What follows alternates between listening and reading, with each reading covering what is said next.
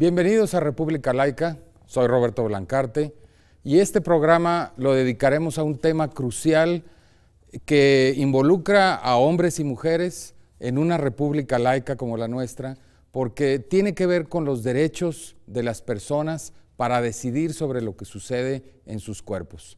Y en este caso vamos a hablar específicamente del aborto, de la interrupción voluntaria del embarazo y de los problemas específicos muy concretos que han surgido a partir de esta legislación en la que primero comenzó con el Distrito Federal cuando se despenalizó el aborto y como reacción, yo diría como reacción incluso política a eso, en muchos estados de la República se comenzó a penalizar precisamente esa interrupción voluntaria del embarazo.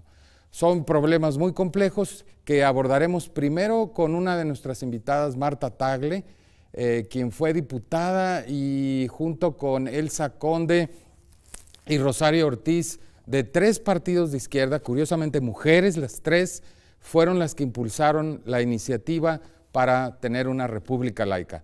Y después vamos a hablar con la doctora Ingrid Brenna, del Instituto de Investigaciones Jurídicas, y con la maestra Regina Tamés de GIRE para hablar específicamente ya de los problemas que se han sucedido a partir de estas nuevas legislaciones relativas a la interrupción del embarazo. Los invitamos a que nos sigan en este programa.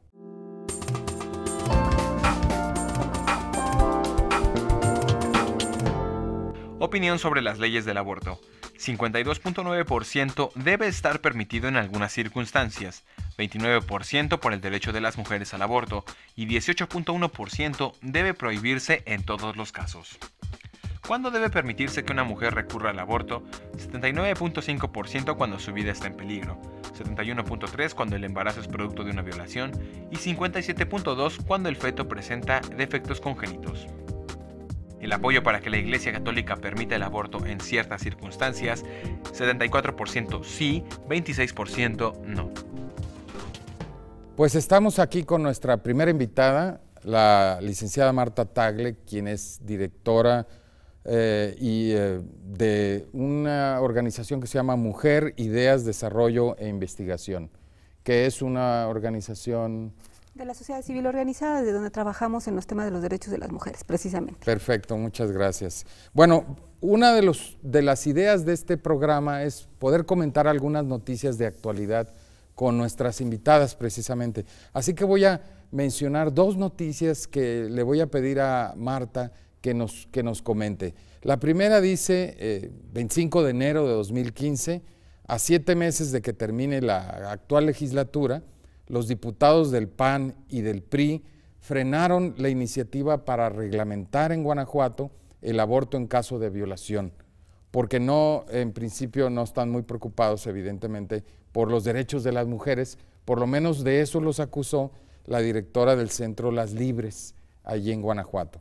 Y al mismo tiempo, 10 días antes, en el 15 de enero de 2015, tenemos la noticia de que grupos católicos en Jalapa, Veracruz, realizaron una marcha que busca reformar el artículo 4 de la Constitución Política Local con el fin de que se garantice lo que ellos llaman la protección de la vida desde la concepción hasta la muerte natural. Es decir, una más de estas reformas que se han, digamos, hecho en más de 17 estados en la República para frenar el derecho de las mujeres a interrumpir voluntariamente su embarazo, ¿no? ¿Tú qué opinas de esto? Pues mira, como tú bien lo comentaste al principio del programa, esta andanada de las fuerzas conservadoras en nuestro país, a raíz de que se despenaliza el aborto en la Ciudad de México, inician una estrategia en todo el país para hacer reformas a las constituciones locales que tienen como fin establecer el derecho a la vida desde el momento de la concepción. ¿Qué significa esto? O sea, en las constituciones, tanto la nacional como las locales, está reconocido el derecho a la vida e incluso es parte de los derechos humanos reconocidos a nivel internacional. La variante fue poner desde el momento de la concepción concepción, con lo que pretenden dar personalidad jurídica al no nacido y empezar a partir de la concepción, que además incluso ni siquiera es un término realmente jurídico, ¿no? Es más bien de tipo de corte religioso, de una percepción de otro tipo, porque concepción como tal no tiene que ver con la fecundación. Sí. No es ni siquiera muy científico, ¿no? No es ni siquiera muy científico. Entonces, iniciaron desde el 2008 con una serie de contrarreformas en los estados de la mano de los gobernadores estatales y sin duda, de la Iglesia Católica, porque no hubo poder humano. Todas las organizaciones nos empeñamos en tratar de detener este tipo de iniciativas y con los partidos lograron que en 17 estados se concretaran estas reformas. Incluso en el caso de Veracruz es un caso reincidente porque ahí ya se había hecho este tipo de reformas que por la vía legal se derogaron y ahorita nuevamente vuelvan a insistir en el caso de Veracruz. Y bueno, Guanajuato es uno de los estados que también siempre se ha pensado o se ha querido dibujar como uno de los estados más conservadores en el país,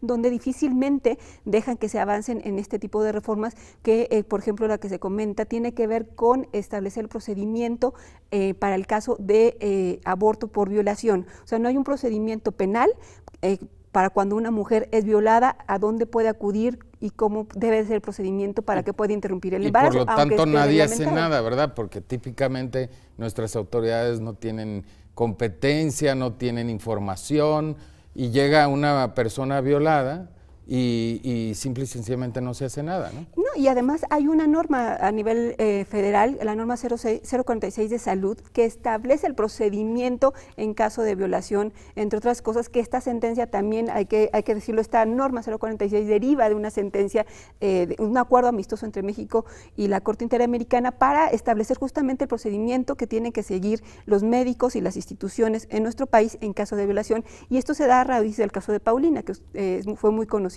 el caso de Paulina. De Mexicali, ¿no? Así es, de sí. Mexicali. Ahora, contéstame esto. En realidad, tú estás diciendo que hay una norma federal, por lo tanto no tendríamos que estar dependiendo de lo que cada estado dice, o me equivoco. Siempre hay el problema de quién le corresponde hacer qué, y sobre todo en este tipo de asuntos se echan la bolita unos a otros. Definitivamente hay una norma federal que aplicaría a todo el sistema de salud federal, a esto me refiero a la Secretaría de Salud, a los hospitales generales, etcétera, que dependen del gobierno federal.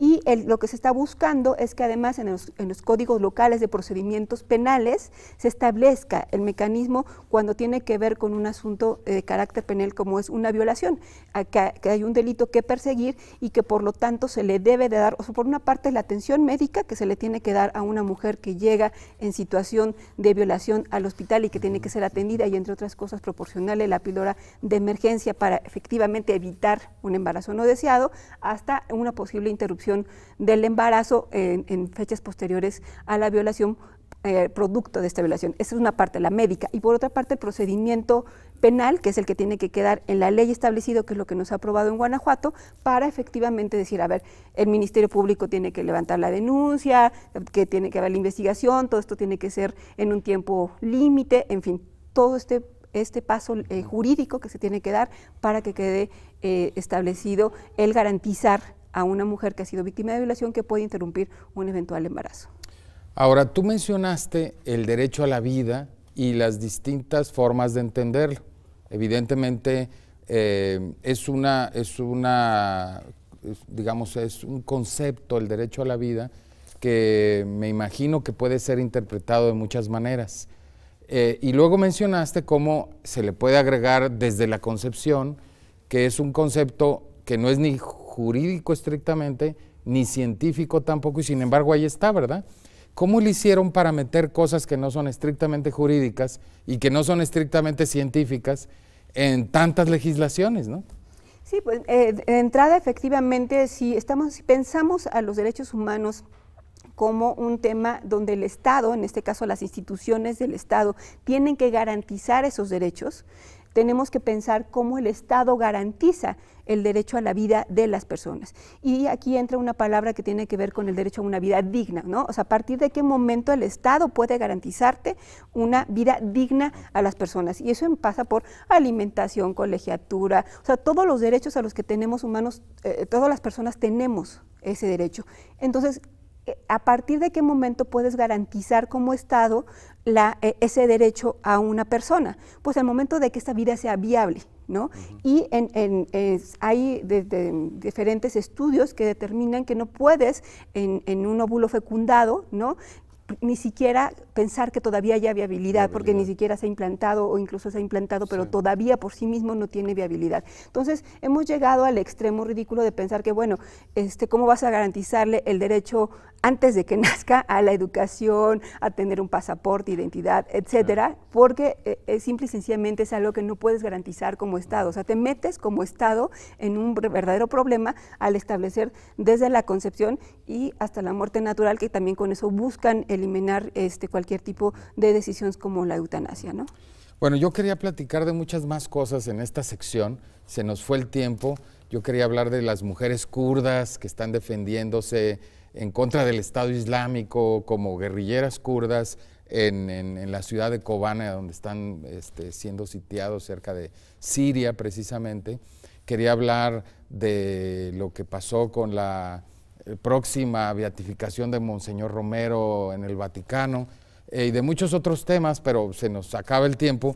Tengo una última pregunta que sí tiene que ver mucho con estos temas que vamos a discutir y vamos a seguir discutiendo en este programa, que es que en Chile, que es un país bastante conservador, la presidenta Michelle Bachelet acaba de enviar al Congreso también un proyecto de ley que despenaliza el aborto en 3 supuestos, que son malformación del feto, riesgo de vida de la madre y violación, que no son ni siquiera, digamos, a los puntos en el que estamos acá discutiendo y al que ya se alcanzó en el Distrito Federal, ¿va? Pero aún así, con muchísima oposición.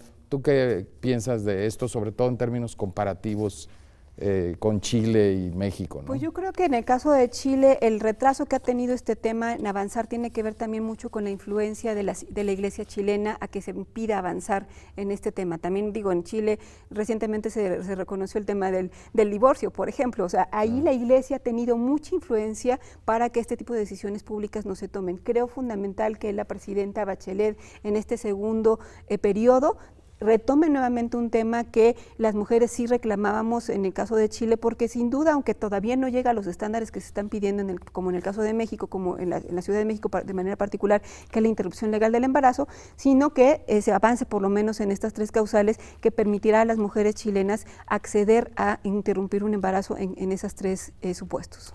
Pues Marta Tagle, muchísimas gracias por acompañarnos en esta sección del programa y les pedimos que nos acompañen en las siguientes secciones, porque vamos a seguir discutiendo sobre este tema con 2 de nuestras invitadas también que se han especializado en este tema y con el cual vamos a abundar precisamente porque, como ya se vio, hay muchísimas aristas que toca. Acompáñenos en nuestra siguiente sección.